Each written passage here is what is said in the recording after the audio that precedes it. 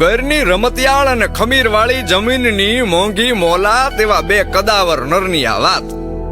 જય અને વીરુ જન્મ્યા ન્યાથી ભેગા ને ભેગા. એકની પૂંછડી પૂરી થાય ને બીજાની કહેવાળી શરૂ થાય એમ હંમેશા આગળ ને પાછળ એકબીજાની હારે ને હારે. જો ગીર અયોધ્યા હોય તો જય અને વીરુ ન્યાના રામ ને લક્ષ્મણ.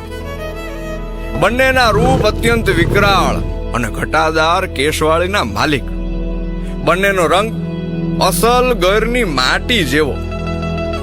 ખોરઠની સીમમાં આવેલ હાવજની વસ્તીમાં સૌથી મોટો ફાળો આ બે નરનો છે. એક દીમાં 30 થી 40 કિલોમીટરનો પ્રવાસ ખેડી શકે એવા આ નર શિકાર કરવા ભેળા જાય અને એક મારણ કરતો હોય ત્યારે બીજો સિંહ બાળની રખેવાળી કરે. ઘરનું અસલ રાજ પરિવાર જ જોઈ લ્યો.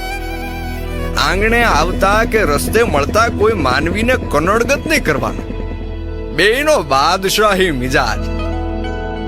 આમ તો ગીરમાં કેટલાય ભેરું થઈ ગયા, પણ જય અને વીરુનો પ્રેમ, એમની અખૂટ શક્તિ, એમનો વિશાળ પરિવાર, એમનું વિકરાળ રૂપ અને ખાસ કરીને એમની ઉપસ્થિતિની ઉર્જા ક્યાંય ન જોયેલી, ક્યારેય ન બનેલી. આપણા દેશના વડાપ્રધાન માનનીય શ્રી નરેન્દ્રભાઈ મોદીને ગર માટે અખૂટ પ્રેમ છે. કાળની અકળ ગતિમાં ગીર પ્રેમી, પ્રકૃતિ પ્રેમી અને હાવજ પ્રેમી દરેક વ્યક્તિની પ્રિય જોડી વિખૂટી પડી છે.